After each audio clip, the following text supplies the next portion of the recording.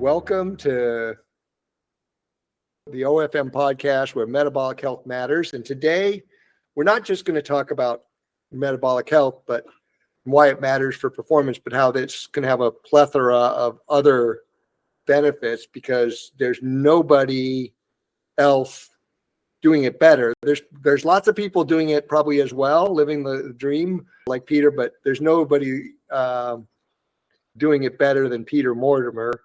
He's essentially living what we call that low OFM lifestyle, where you're just living to the fullest in every aspect of your life. So welcome, Peter, once again. Yeah, thanks for having me. Yeah, no, it's fantastic to have you again. And originally I wanted to have this after Mogi on Monster, which you won. And then all of a sudden it rolled into Man Against Horse and Javelina 100, which you won again, and was the only other person besides our other friend, Nick Curry, to have beaten the horses outright. Yeah, pretty proud of that one. Yeah, you should be too. Yeah, I can actually say I'm faster than a horse now. Yeah. Or you're just a dumbass. Yeah. I'll take both.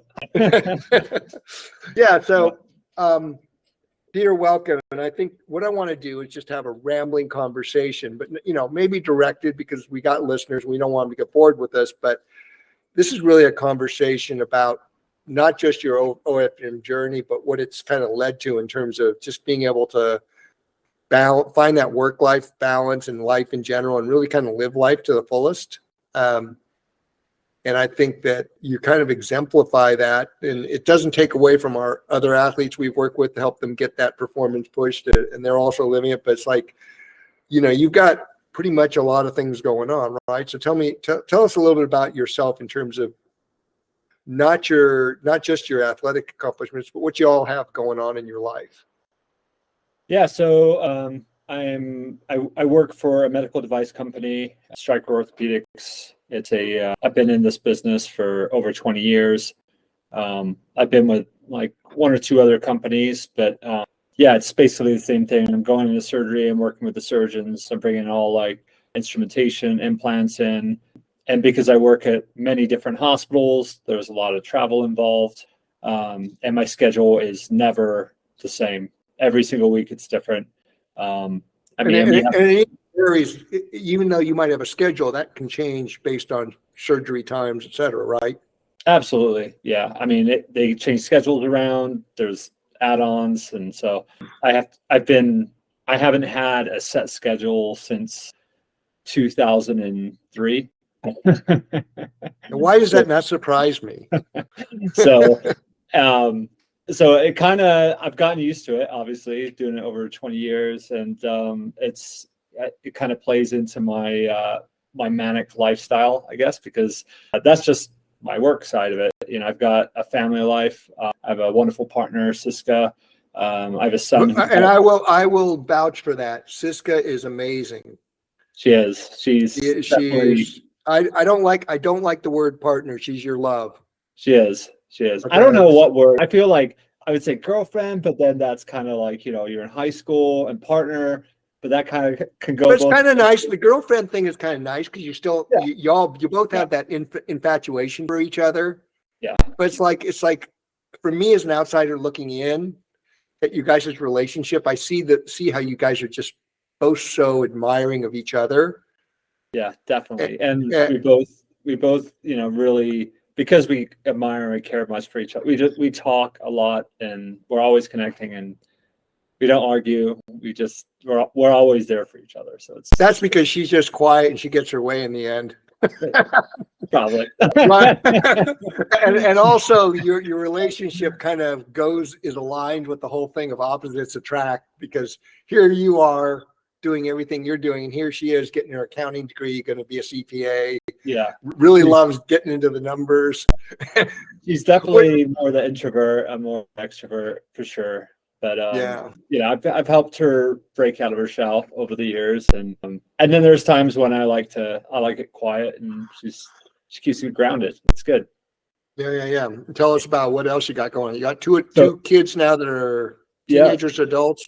Yeah, my daughter, she's 19. She's done with high school. My son's graduating next year, 2024. So got that on my plate. And then, besides the running, I'm doing volunteering, teaching as well. So it's many spinning plates. Not to mention your two basset hounds, Homer and Larry and Homer. Larry and Yeah. Homer. Yes. Yeah. That's They keep me grounded. They're low. Yeah, they're low. Yeah, they're low to the ground. Yeah. So you have this full lifestyle. You guys just bought a home. Yep. In the end of 2022, I think it was. You guys are now homeowners. Yeah. So it's great. We've spent the last, year and a half, whatever it is, and just going to town. I mean, it's unrecognizable from what it was. So we had a deck built and, done the yards, and just we've had, walls kicked out. And So this was a fixer upper when you got it? Really, but there was a few things that we wanted to change to make it our own, and I had a lot of potential when it was a brown box when I bought it, and now it's blue. It's got a beautiful deck going around, like great view of Mount Eldon, and Didn't you guys paint the front door an interesting color too? the front door is red.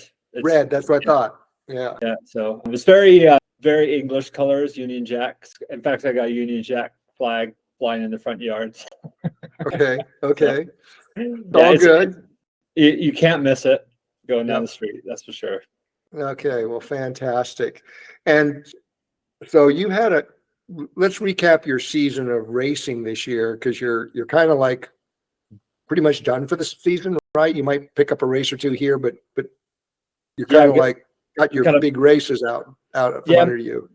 Well, I consider it over. I mean, I have a marathon in December that I'm going to try and BQ on, but I'm not, that's not really too big on my radar. So what were your races this year? Let's recap in case the audience doesn't know it. I'll let you recap them because you can do a better job than I did. I'll just add commentary. Yeah, I had, I started off, I did the Tarawera 100 in New Zealand. And actually, I was probably one of the most proud of this race because I got 8th place, so top 10, and that's a world stage event. So to me, that was a huge deal, and a lifetime trip. I'd never been to New Zealand, and running out there, it was fantastic. And then I rolled that from there, I had my spine race on the horizon. And so I did a couple small races before that. I jumped in the Canyons 100-mile, which I bowed out at 100K because of heat, and I had a bad twist of my ankle. My ankle, I had a few problems leading up to that because I was going up and down the mountain a bit too much. And so, I bowed out 100K, but it didn't bother me. It wasn't like it was a training run, right? It was a supported training run. Yeah. And then 2 weeks later, I did a 50-miler, which I carried my full pack. It's like a 20-pound pack with me out in Colorado. And then that led into my big race of the year, which was the Montaigne Spine Race, in 268-mile race across northern England. Did pretty well there. Got 2nd place. Yeah. Now let's do a quick recap. Because you did that on jet lag, right? You arrived there and just went full bore with family and everything else, and never got yourself acclimated, right? Yeah, it was literally lands, see family, up all night, and then the next day registration, and then the next day was race start. And you paid a big price, right? Oh, absolutely, yeah. My fitness was phenomenal. It was just I'd never been that sleep deprived, and I battled it for the first, half of the race, just trying to catch up. And you even had hallucinations. Yeah. Was that the first time you've had hallucinations? First and only. I mean, that was my 5th 200+ mile race. Never had a hallucination, and always been pretty lucid.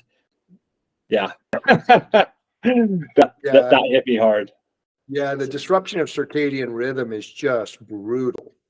On your physiology, but then you sort of kind of came back and in the back half of the race, you were racing with 3 or 4 other guys, really. I mean, from second to fifth was a pretty tight race for a while.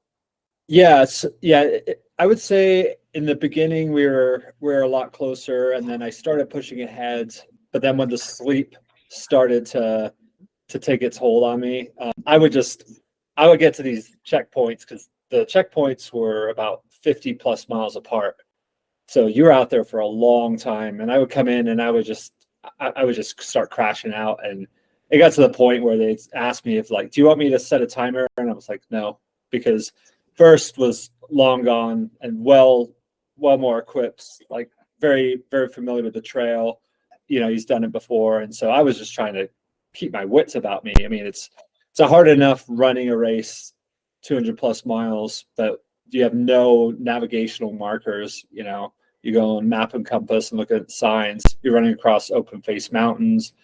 You got to have your wits about you. So I would just come into these aid stations and I would just crash out. I'm like, I'm going to wake up when I wake up. And then I'd wake up and I'd see third place roll in. I'm like, I better take off. And then I'd go off again. And that's kind of how it played out for the rest of the race.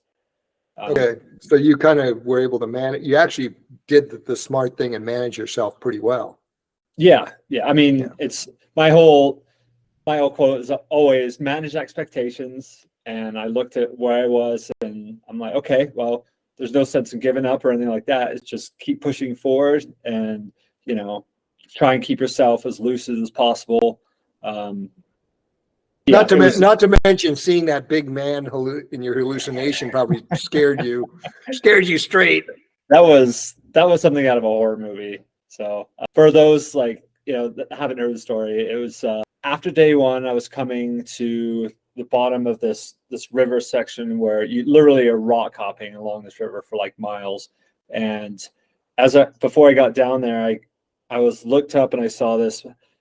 It was like an albino man. His eyes were red and very, very pale. There's a movie with that scene in it. Maybe that played it. I have no idea where it's from. But I've seen that clip. I've seen that section. I can't remember what movie it was from. Well, he had like a top hat and a monocle. Like it sees like his red eyes, and then sheer white tuxedo, and he was on a white bicycle, and he was giving me the come hither with his finger. I just stopped and I just was staring, and I was like, I'm having a mental breakdown. I was like, I know this isn't real, right now. And I'm just staring. And finally I just shook it off and kept going. But that was the first kind of, oh shit moment, because I'd only made it through the first night and I'd never experienced anything like that. And so I'm like, this is going to be tough. Okay. Let's see. You see what this is? I think Prometheus. That's the movie. Okay. Prometheus. That's the Alien prequel, or is right, it? Right. Let me. I think. Yeah, and I think he does a come hither in the scene, but it's really like those guys are like massive, like right, very muscular. This guy was like more like Slender Man. Okay. It just it was like, gosh. Prometheus waterfall scene. Yeah. Oh, that's when he falls apart. Yeah. I've seen this movie a few times. Okay, well, that's probably part of it. And you probably had Colonel Klink from Hogan's Heroes. There you go. Oh, it's kind of like, here we go. I'm going to put this picture up for people to see because we'll share this. Yeah, this one right here. There you are, Peter. That was your event. Yeah. Right there. Maybe a few more clothes, but right. Oh gosh. Yeah. So you knocked out a second, and then what did you do after? You went with family, you had your kids with you, I think. Yeah, we went. So because I was running behind on my race, and we had already had a kind of a schedule with the family and stuff, I sent them up to Edinburgh, which I was gonna, as soon as I finished the race, I literally I packed up all my gear and I went straight to the train station. hopped on the train to Edinburgh, put my stuff in the locker, did a tour all day, and then grabbed all my stuff in the locker, hopped on another train, and then proceeded to crash out finally. Like probably the best sleep on the train from Edinburgh to London. And then the next several days were just kind of a whirlwind tour, just going around the city. So after doing how long was that race, the spine race? 200, how many miles? 268. 260. So you do a 268-mile run, and then do a tour of Edinburgh, and then sleep, and then tour around London, mostly on foot, I imagine, right? Yeah, because absolutely. Yeah, the traffic in London is epic. Yeah, we took the tube, but yeah. Pretty much walking everywhere. So you had a lot of active recovery. I did, and I had to manage my swelling pretty well because at that point it was just it was a lot of swelling. You got the edema, yeah. So and then I always worry about the flight back with that sort of stuff too. But the active recovery from all the walking actually helped. I just kept my feet elevated at night, and eventually by 2 days later I was just back to my full speed. Cool. And then so you did that, and then what happened after? What was spine race led to? Just after the spine, I came back and probably had to work a little bit. Yeah, back to work. I attempted a 10 summit on Mount Humphreys, and it was a very hot day, and I made it 5 times, which is the most I'd done it in one push, but it was just far too hot. All the extra water I took up there was gone by, the 3rd summit. yeah, basically. It got to a point I was like, I'll try this again in the fall. That's been a tough go. I mean, that's still a goal of mine, is to hit 10 in a row, but it's I've learned that I have to treat it like a race. It's so incredibly technical and hard, and you have to be so patient on it. And I mean, even now, as I'm closing in on my final summits for my 52-year goal, it's getting to a point where it's hard. It's like, I got to go out there again, but I only have like 6 more to go. Right. But it's getting colder. There's less people up there, which I don't mind, but you kind of like someone to talk to every once in a while. And then as it gets colder and more covered in ice and then eventually snow, it just takes longer. Yeah. So you came back and worked, and was Mogollon Monster the next race you did? Yeah.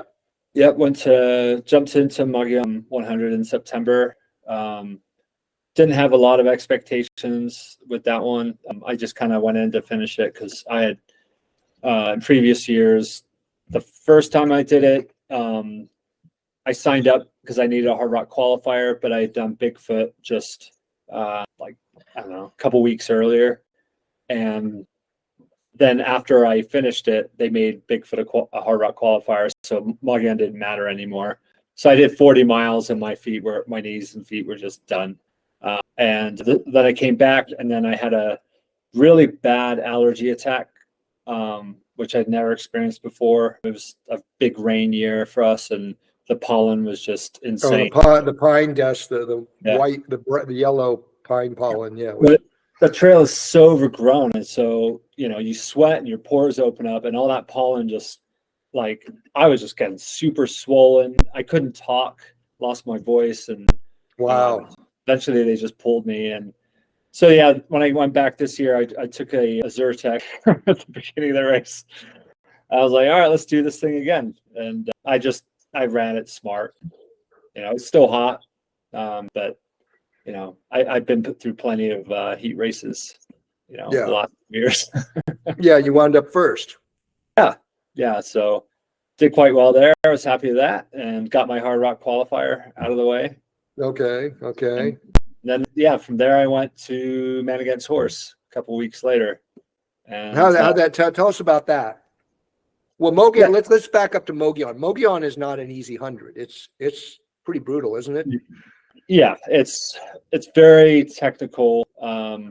It's super rocky, overgrown.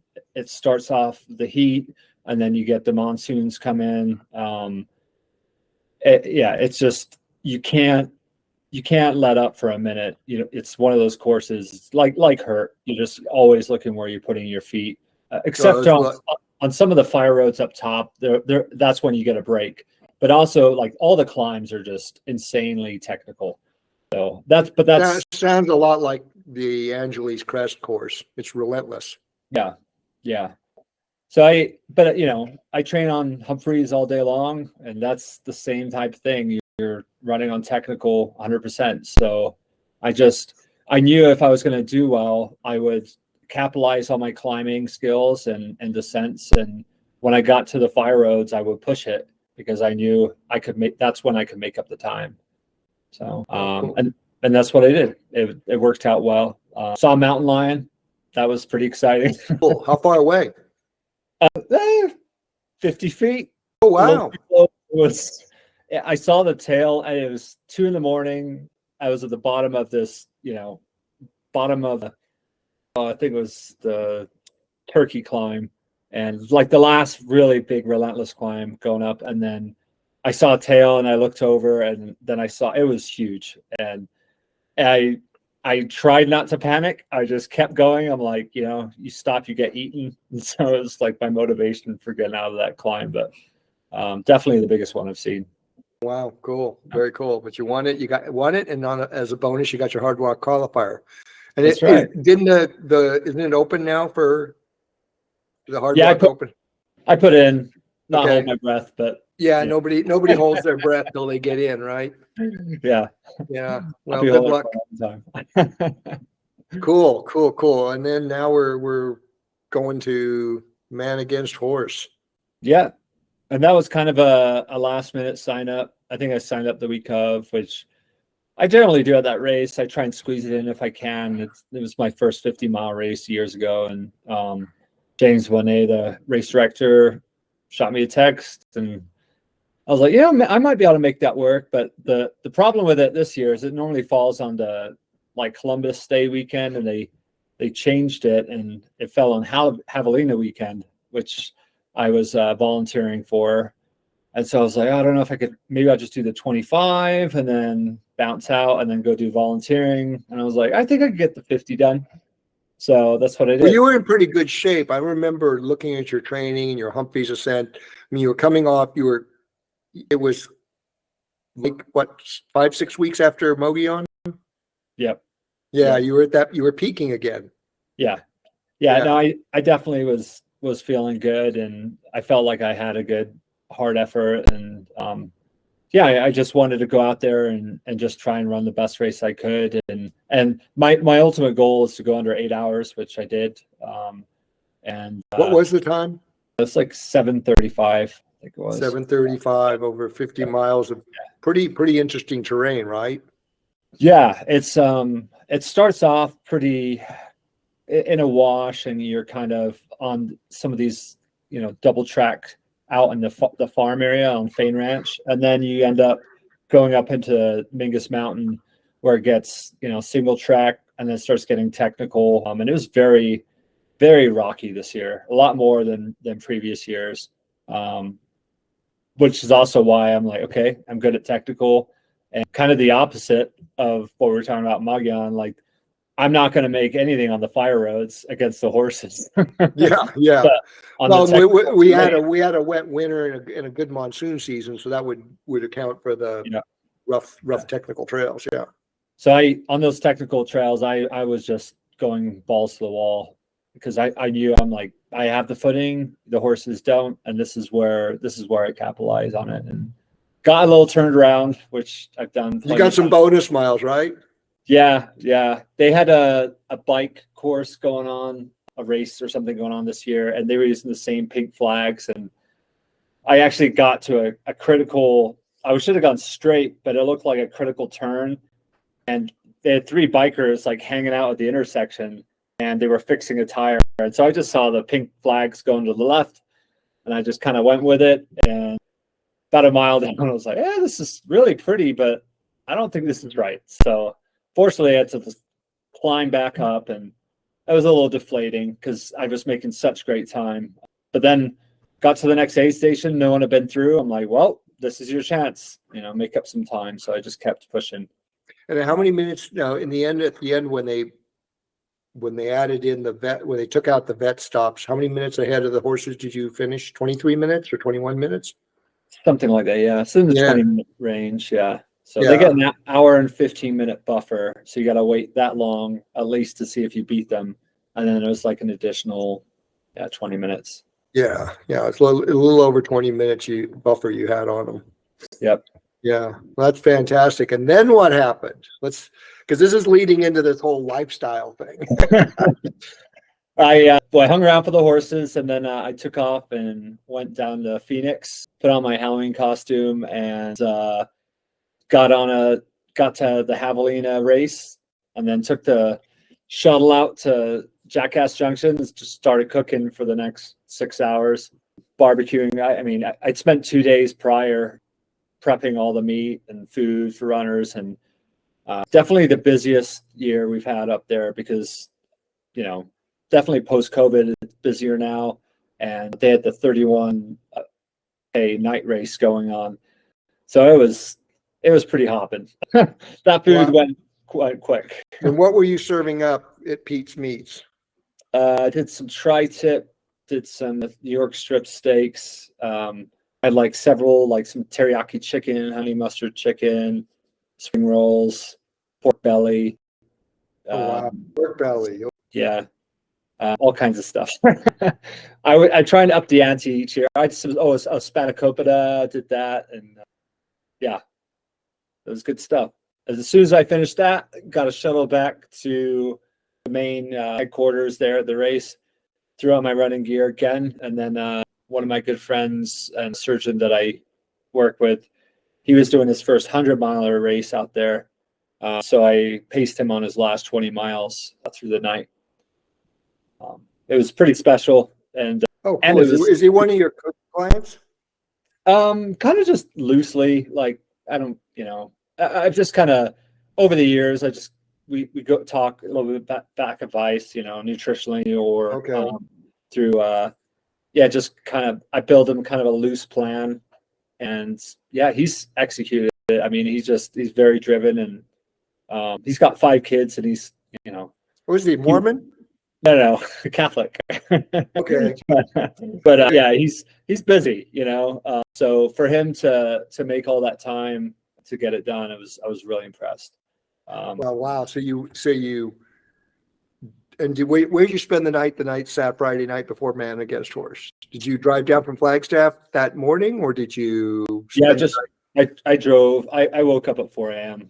and just. So you started your day at 4 a.m. on Saturday, drove to Prescott, ran a 50-mile race, then drove to the east side of the Phoenix area, to McDowell Mountain. I know this scene, when you're listening to it now, it's like, what the hell was I doing? I know. Well, and even after I finished pacing, I went straight out to breakfast with some friends that were visiting that I hadn't got to see during the race, and 11 o'clock a.m. rolled around, and I was like, I gotta take a nap in the car or something. So I crashed out for an hour, but and then drove home. And when I got home, I think I got home at 4 p.m. or something, and I slept till 7 a.m. the next day. I mean, solid sleep, just out, Well, and so you you basically got a quote unquote reputation at Javelina now for your Pete's Meats, but another facet of this includes your dressing up. So I'm gonna share some of this with the audience because we got to kind of get this in here. Yeah, I like dressing up. It's fun. Yeah. And it's fun when I dress up well enough that people don't know who I am. And so I know. I get a lot of the afterwards messages. That was you? Yeah. Okay. Here we are. Who was this year? Was that the Freddie Mercury? No, that was actually across the years. They just told me to throw on that outfit. It was it was his outfit, and then they just told me to throw it on. So I was like, yeah, sure. Okay, well there's your Freddie Mercury. Yeah, Freddie Mercury. I heard that was legend, right? Yeah. I did a few costume changes with that year. That was good. Okay, there's more pictures out there, huh? Oh yeah. Freddie Mercury was living pretty well too. And here's your Borat. Yeah. Yeah, that was another good one. Yeah. People definitely didn't know it was me that year. I know. It was like, who is this guy? And then this is you this year as John Wick, and you did a pretty damn good imitation. I would have maybe dyed the little gray out of that beard, and you probably would have been right on. Yeah, I was pretty crunched on time. Yeah. I had a dog sitting around there somewhere, the little beagle, but okay. And in the background there is the grill, as you can see, it's full of meat. Yep, this is not a vegan friendly post. We keep it separate. You can see over there on the right there. Yeah, no, I know. They have their own stuff. By the way, did they solve the gender issue at Javelina? I don't know the answer to that. Yeah. I'm not touching that one with a 10-foot pole. Well, I mean, remember what happened last year, right, with Nicole Bitter? Yeah, I remember. Yeah, it's difficult times we're in. We gotta. I just was wondering how they'd if they'd change something to kind of make sure that people, if you declare one thing, that's what you are. I think people are in all different sports. They're dealing with that sort of thing right now. So you're right. Two males like us shouldn't touch this with a 10-foot pole. Staying out of it. I know. You're right. Let's move on. Yeah. So you're able to dress up every year and do this, but this year was particularly special, right? I mean, you got up at 4, drove to Prescott from Flagstaff, ran 50 miles hard. Won the race, and drove your ass from Prescott all the way to the other side to McDowell Mountain, which is on the far east side of Phoenix and Fountain Valley. Grabbed a shuttle out, and I guess you had some other people helping you to support you, so they had the stuff out there already. I had all my car. Wow. Unloaded it all in the truck, and then unloaded it when I got there. Unloaded it back into the truck, and then there's not very many shuttles that go out there as remotely. And then when my shuttle came to pick me up at 1 o'clock in the morning, whatever it was, they were full of these just giant vats of water, like giant water jugs. And so we had to unload all of those. And that's the point my legs were like, all right, I've kind of had enough of this today. Yeah. Wow. Wow. Yeah, it was fun. Yeah. So, let's talk about this, because the same advantages you're enjoying in your pursuit of ultra running have huge benefits beyond it in terms of other aspects of your life. So talk about that a little bit. Yeah, I mean, again, having a schedule that's just all over the place. I don't know when I'm going to be able to eat. Obviously, I'm dealing with work, kids, family, and athletes that I'm coaching. So even mood, I'm always has to be there. And I like the running keeps me level, but it's the diet that I think really keeps me even keeled across the board. I'm able to do these things on these amazing efforts on just so little calories throughout my day. It's I don't have to worry about eating breakfast. I'm never getting that starvation mode. Right. You eat when it's time to eat. Right. Exactly. And then, and it's kind of like we've talked about, feast or famine. It's sometimes only dinner. It's feasting and fasting, really. Yeah. It's not feast or famine. It's feast and fasting. Right. Yeah. So, I'm always, I have a big dinner every night. That's the one thing, eat plenty of protein, tons of vegetables. When we say protein, it's like when I came over there and we talked before, and I came to your house several years ago, but it's basically, some sort of red meat a lot of times. Yep. Some vegetables. I'm sure there's chicken and fish and other, but it's whole food protein sources. Yeah, that's it. It's whole food proteins, whole food vegetables, all the oils I use, olive oil, butter, avocado oil, that sort of thing. And then, I season the shit out of everything. So you got plenty of sodium. Yeah, exactly. Well, I'm putting in big efforts, going up mountains all the time, and obviously eating a whole food type diet, you're not getting in a lot of sodium. So I make it a point to get it on my food. But yeah, I feel great all the time. And again, I don't generally eat breakfast. I'll have a coffee in the morning, and I'm normally set. If I do eat something mid-afternoon, it's probably like 1 or 2 in the afternoon, and just something small just to hold me over dinner. Yeah, and also with the erratic work schedule, this metabolic state allows you flexibility. It's like you can go into an operation even if you haven't eaten, and maybe even take a Vespa and just get hydrated, right? Some water and LMNT in a Vespa, and you're good for, say, a several hour operation, because sometimes these orthopedic surgeries can take a while, right? Yeah. You never know how long. I mean, generally they should only be an hour or hour and a half, but sometimes you're in these long revision cases and you don't know how long they're going to take. So, and then, aside from just the surgery itself, like we have like setup that we have to do for it, moving implants from one hospital to another, instrumentation, that sort of thing. And then I have the whole clinic side. I have to go into clinics, upload CT scans so we can have like patient specific models made for them. So there's just a lot of ins and outs in that. So I don't have time to think about eating. I just focus on the work. And then when I'm done with the work, then it's like, I haven't eaten anything today, or it's almost time for dinner.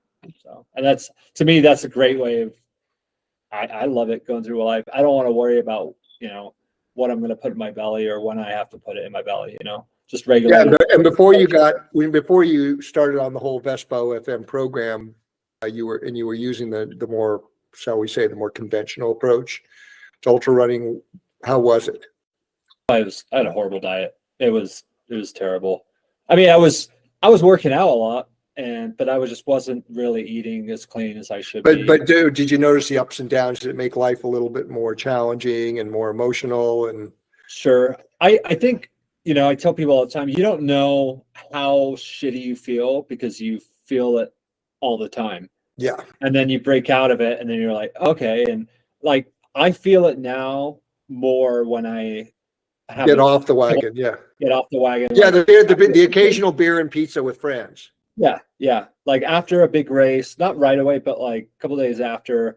And it's like when I was in England, a couple days after. Oh God, the English food. Yeah, so great. So great. Not. So we went to Camden Market. It's this huge like shopping area, and like I loved it because my sister and all my family was there, and everyone just went shopping. And I hate shopping, but I love food. And they have just restaurants, just like food trucks and everything. And I just ate my way across that thing. It was just like, I'd have a little bit of this, a little bit of that. And I finally gotten my appetite back, and I'm like, I'm going to enjoy it because I'm here. And this is my cheat time, but fasting and feasting. That's right. But yeah, God, did I feel awful the next day. Just absolute shit. But yeah. So yeah, I do think that you really need to kind of go through the OFM method to kind of realize like, okay, this is how I should feel all the time, and then break away from it for a bit. And then, it's like cutting stuff out and then reintroducing it. You quickly find out this is not good for me. No, and back in the early days when I was working with the early adopters, one of the first ones was Jenny Capel.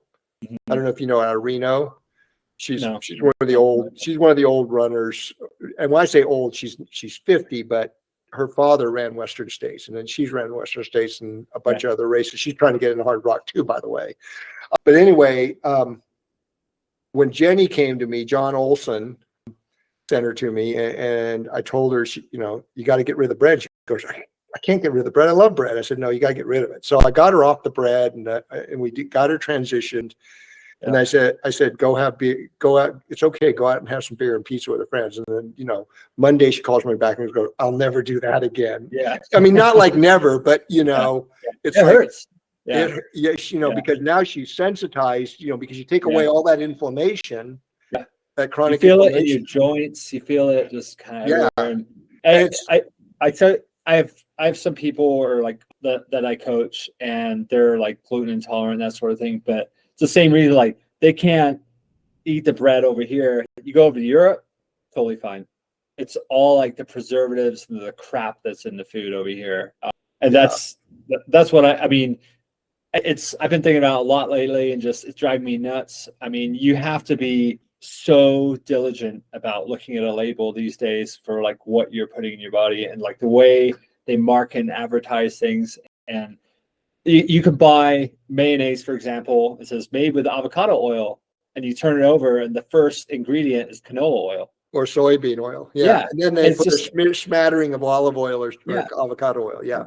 And then what you find out from the food industry is you need like just a tiny percentage that has to be, whether it's labeled whole grain or like, I think it's for whole grain, it's like, it has to be like 51% whole grain. So you can have all the other shit grains in there and they can still package it as whole grain. It's the same thing across the board.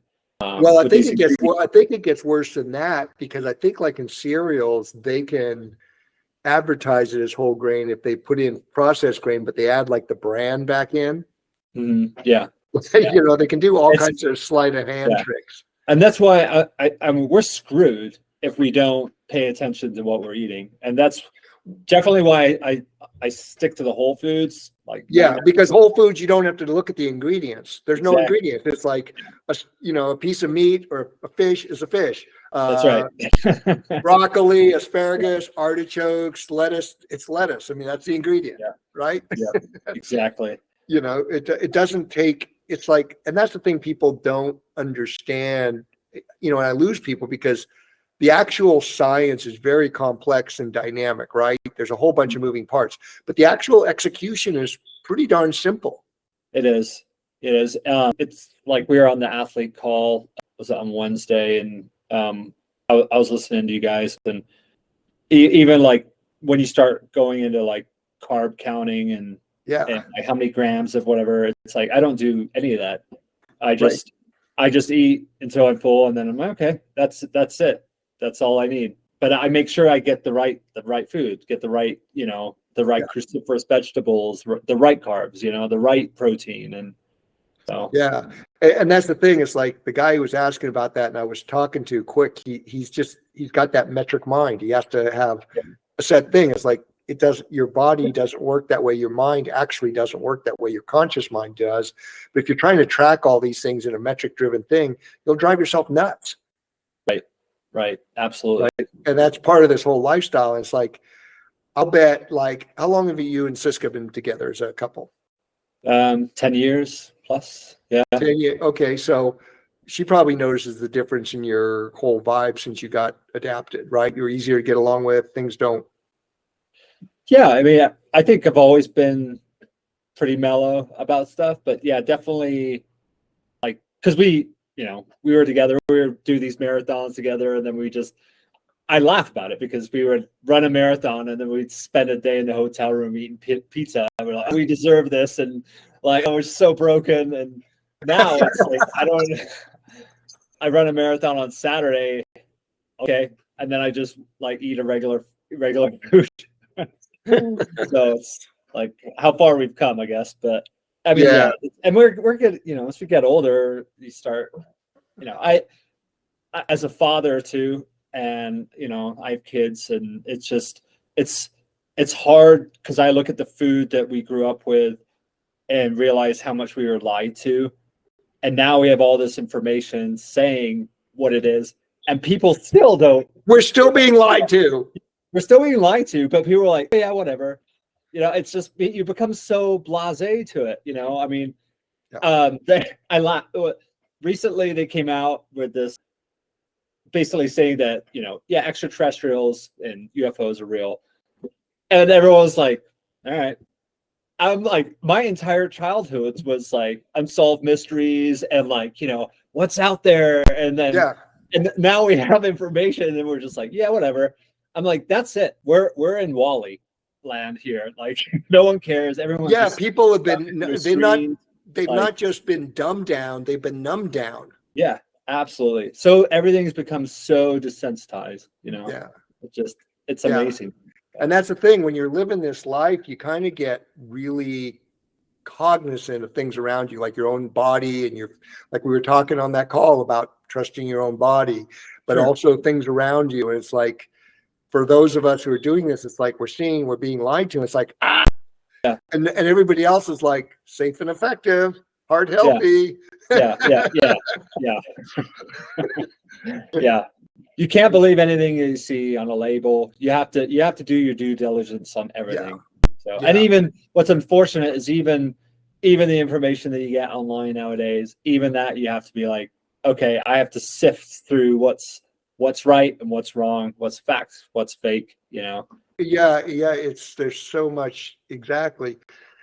And but people have become, like I say, just, not just dumbed down, but numbed down, but also the convenience of modern media.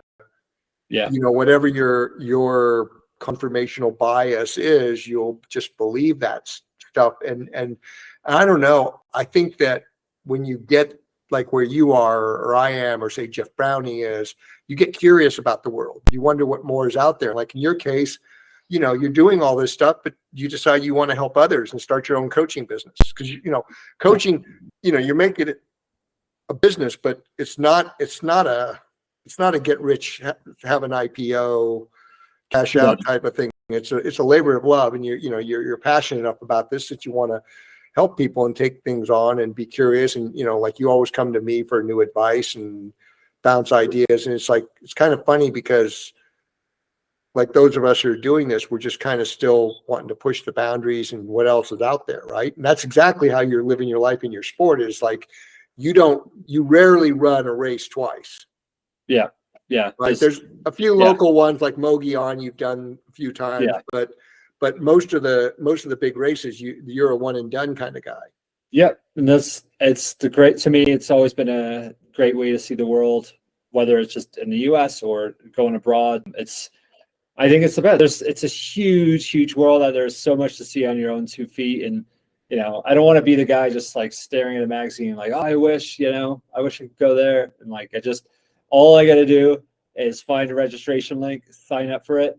And then I make it happen, Yeah. But that's the thing. You're opening up you're expanding your world. You're constantly pushing, and you're helping others expand their world. And that's just like a really a great thing that you're doing and living, and so, it's just like, I don't know, the whole lifestyle, like the way you're living. That's why I wanted to have you on there, is like people, they have to experience. The problem is like you say, people have been lied to.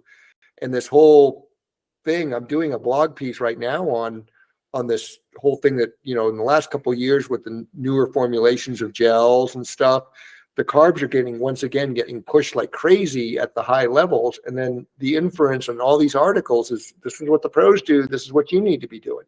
Right. Yeah. And I'm like, this is madness. People have no idea what this is, and that it's not going to end well. Yeah. People always ask me like, well, what did you take during the race? And I tell them, and they just stare at me like blank face. I'm like, that's it. That's all you had. I'm like, yeah. And worked out okay. Well, obviously, I mean, you're crushing life, right? Yeah. Trying. So no, I don't think, well, you're not just trying, you're doing. Try not to let it crush me at times, but but that's part of the journey, and that's part of success, is you got to be willing to put it out there to get crushed, right?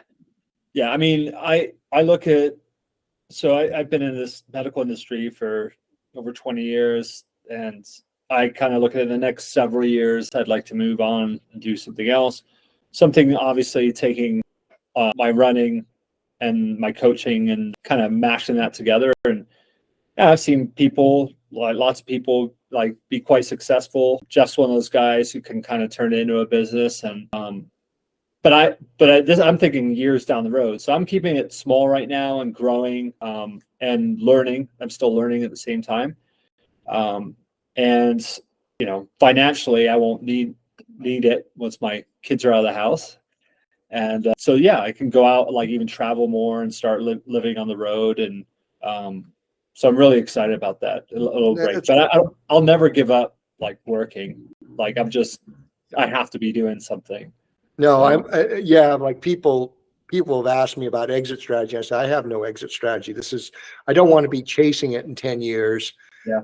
Like I am now. Yeah. Because this has been it's been a labor of love professionally for the last 15 years. And I started my adaptation journey in 2000. Yeah. And so, but it's like the epiphany I got when I started actively making it my day job in 2008.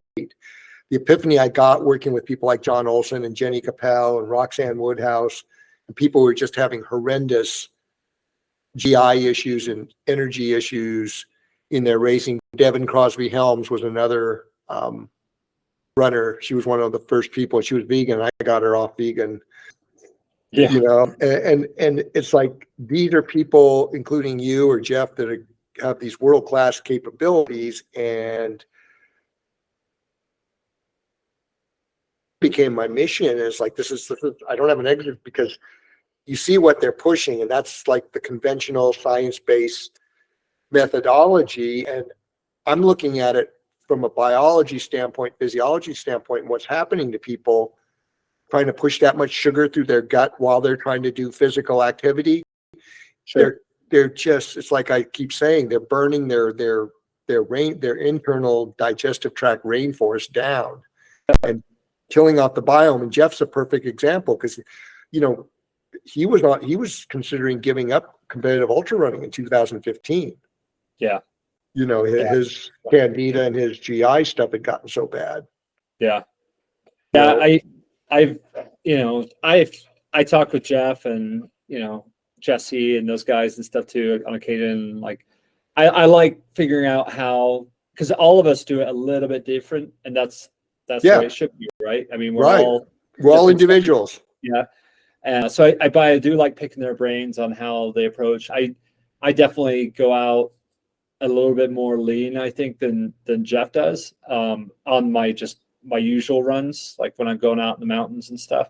Like I'll bring calories with me, but I like to see how far I can go. Like, I'll go out, I'll take a Vespa Ultra Concentrate to start, and then, normally I'll go 4 or 5 hours and I won't take anything.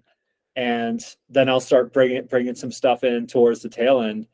And I'm like, wow, I can't believe I went that long. Now in a race, I won't do that, but it's good to know that, like, when I'm in that deep well, and generally it's with heat, when you can't keep like regular calories down, at least then I know, I'm like, okay, my body is trained for this.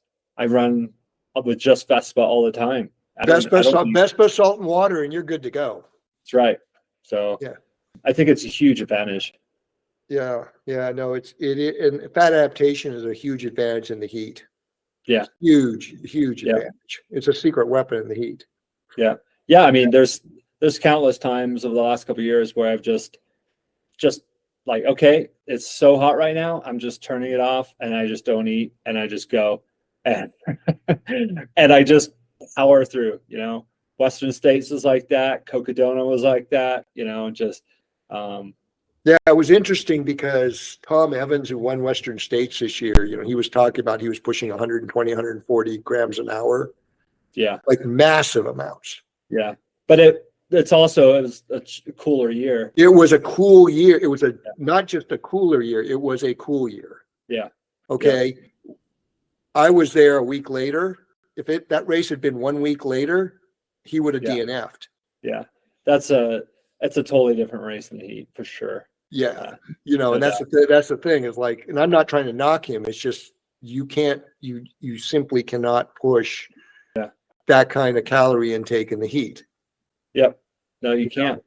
But like I said, the reason this is something, like you say, you're not going to quit. You don't want to quit working, doing something, have a purpose. That was my thing, is when I started to figure out on a physiological metabolic level what was going on, and it's just the rabbit holes just keep opening up. Sure. About what's going on here. And it's like, this is, maybe I'm going against the tide, but it's like, I don't, it's like, prove me wrong. You know what I'm saying? It's like I'm not keto. We're not in the keto camp because we know Right. the limitations and the limitations for performance. There's also limitations on optimal health. You can be quote unquote healthy in terms of the current general population comparatively on keto, but can you be optimal healthy? No. Same thing with the performance, right? Yeah. But the carb thing, it's like they're all these expert people are pushing carbs like crazy, and nobody wants to talk about the unintended consequences of doing this. Yeah. Absolutely. Even though the science is clear with the cardiovascular disease, the diabetes, the type 3 diabetes, dementia, and cancer, all these things now, I mean, the science has become really clear that too much sugar consumption is a primary driver, and then the chronic inflammation that goes with this. And so that's why secret weapon that's killing everybody. It's just, everything since, like, even just in my generation, like growing up, I mean, the amount of sugar content that's being pushed into your everyday living is just I don't know how much, probably quadruples. I mean, it's Peter, I don't know if you saw one of the latest vlogs. We have a 26-minute video I did for a 6-month lead up to a 100-mile ultra or an Ironman. Yeah. Just on the conservative, conventional sports diet and nutrition, it's 155 pounds of sugar. Yeah, that's insane. Right. Right. And so the point of the thing is, okay, people don't realize that. They don't realize concentrated carbs equal sugar. Yeah. And so the point we're trying to make here is you don't have to go no sugar, no carbs, but if you cut out a third, that's 50 pounds of sugar. If you cut out half, that's 75 pounds of sugar. If you cut out 2/3, like say you've got 50 pounds of sugar to play with. That's plenty of strategic carbs for the performance end of things, right? Sure. Yeah. And I think about going from sugar camp to, total like carnivore. I'm definitely, I wouldn't say in the middle, maybe a little bit more towards carnivore, but at the same time, I love vegetables. I think, asparagus, broccoli, cauliflower, Brussels sprouts. I mean, like you like variety, right? Yeah. They're my usual rotation. I throw in sweet potatoes or some regular potatoes on occasion. Like I got big efforts. A little bit of white rice for a strategic carb once in a while. Yeah, I love sushi. Yeah, sushi. So, like I say, the thing, try for your marathon. 2 nights out, steak and baked potato. Night before, 2 bowls of miso soup and sushi to satiation. Do not go overboard with sushi. Don't break your bank account. Just go, because Stephen Losey, who's one of our athletes, he runs a lot of marathons, and he said, "Oh man, the sushi was so good, I filled up," and it slowed him down, right? But just enough sushi to get it, and that, I think you'll find that to be a really good combination. You get that resistant starch to top your carb and glycogen stores off, and my go-to is always like a ribeye, and I make these potatoes at home where I sort of like my old Nana's recipe, but they're like small little golden potatoes, and I boil them for about 20 to 30 minutes, and then I roast them with that's what we had when I was at your house. Oh, there you go. Yeah. So, we had that ribeye and we had the potatoes with the vegetables in them. That's my go-to before meal. So load it with some sour cream or something. Yeah. Yep. But do that 2 nights out, and then do the miso soup and sushi the night before early. Yeah. And you'll be, because I found that the big protein meal can slow you down a little bit. Yeah. But you get that poor man's blood doping from the heme iron and the ribeye. You get all that stuff, but if you do it 2 days out, you're fine. But and then that sushi just really allows you to go, and you get the sodium bolus from the miso soup, and it's I have a hard time slowing down on sushi though. That's well, that's why I said just have enough to satiation, because I've got the same problem. I can't afford sushi.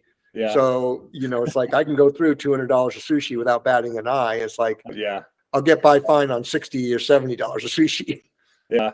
I think, we went to a sushi restaurant with Nick and all you can eat sushi and Jeff. Yeah. And they looked at us like, please leave. I know. Plates and plates. I know. They're like, we're gonna get kicked out of there. Yeah, I know. Yeah, and that's the thing and that's the other thing about it is we have the flexibility to do that, right? Yeah. So you like variety. You're like me. You'll eat anything. Yeah. You'll try anything. Yeah. Sure. What did you eat when you what'd you eat when you went through that market with all the food vendors? Man, I have to think back now.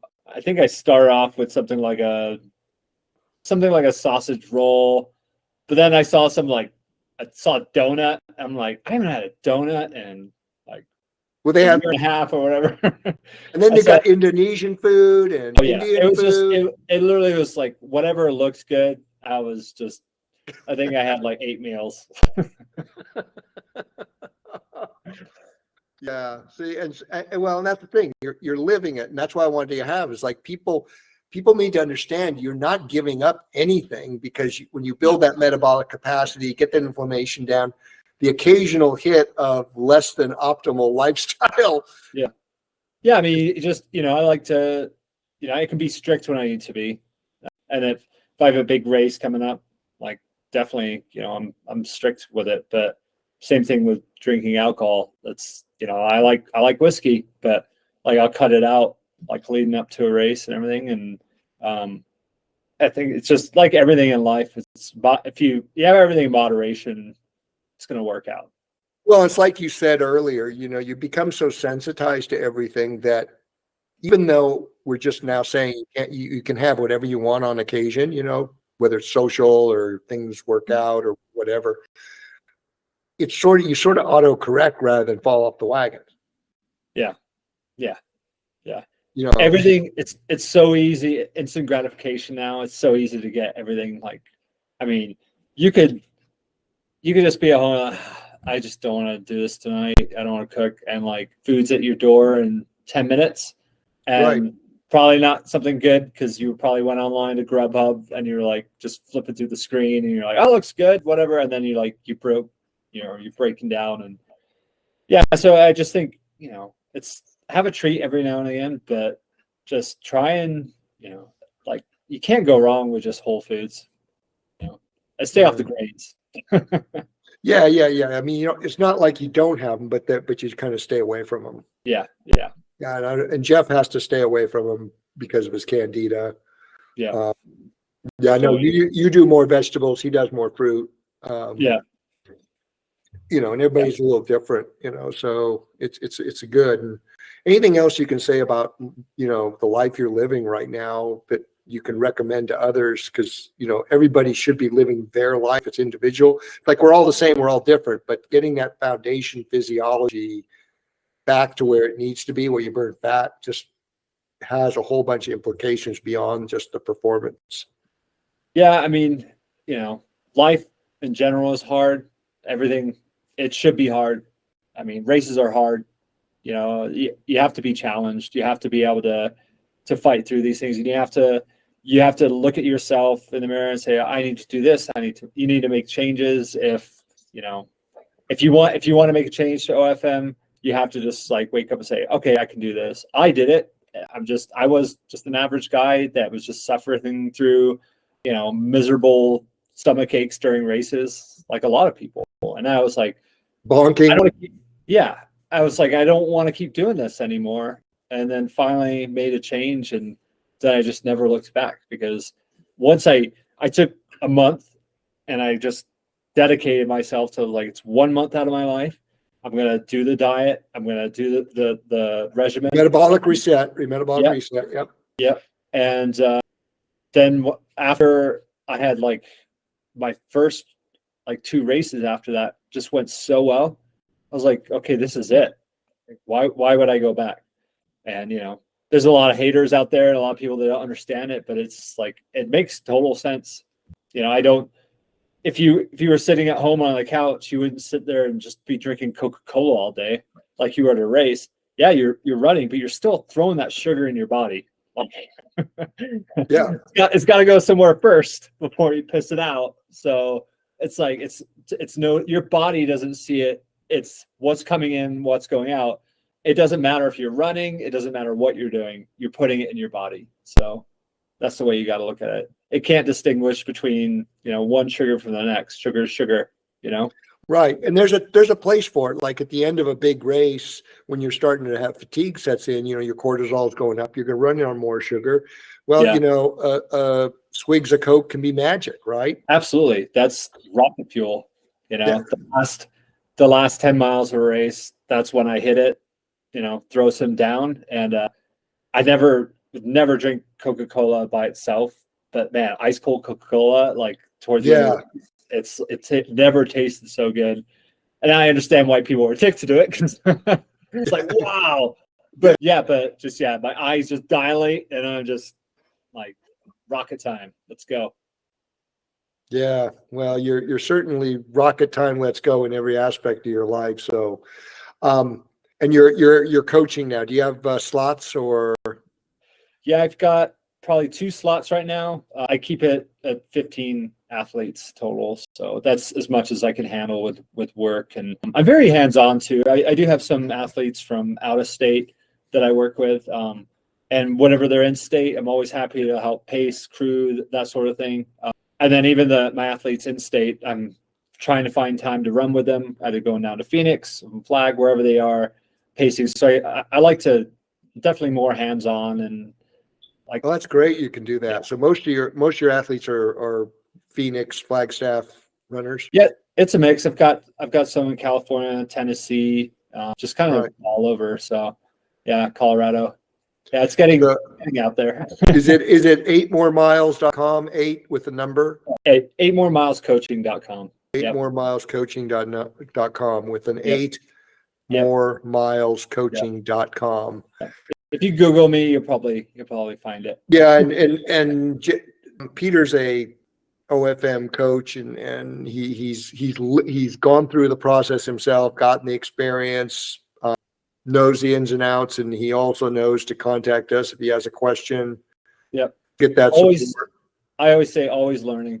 Like, yeah, all facets of life, always kind of picking the brain and, seeing what can be better. And, dude, you know me, I go down a lot of rabbit holes, and it's like, the more I learn, the less I know. It's like every question I have, I get an answer for it, leads to a half dozen more questions. And it's just like on and on and on. So I love doing it, but it's just, it can be overwhelming sometimes.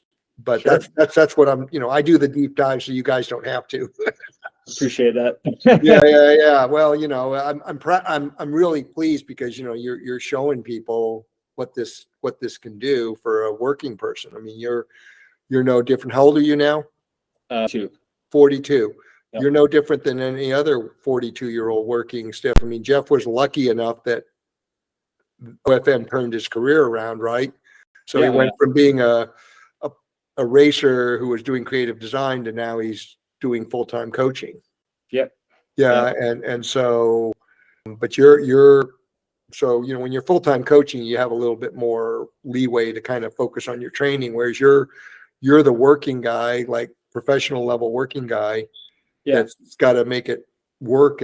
And so, what I hope for is down the road is when we're on the road, I'll be able to visit my clients, driving through, get to run the trails with them. And again, keep that hands-on approach. I really like that. So. Okay. See, and that's more of living the life. You're actually living the life. It's not about the money. It's not about the fame. It's about that interaction with the environment, with people. Absolutely. And just living fully. And that's what I really admire in you. And what do you got on the horizon for next year? What's your horizon? Hard Rock, if you get in. Yeah, all lottery races right now. I was looking at today. I'm in the lottery for Ultra Trail Mount Fuji in April, Tour de Jean in September.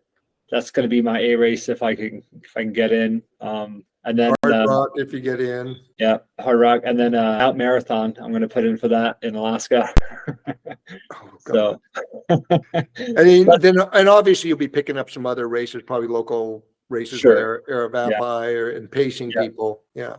Yeah, I'll definitely throw in some other like secure races in there, but right now I'm trying to keep those months open just because, I mean, there are races abroad, so I definitely want to have that time open for traveling and that sort of thing. So Cool. yeah. What do you and Cisco got planned for the house and life and stuff? You guys doing anything interesting?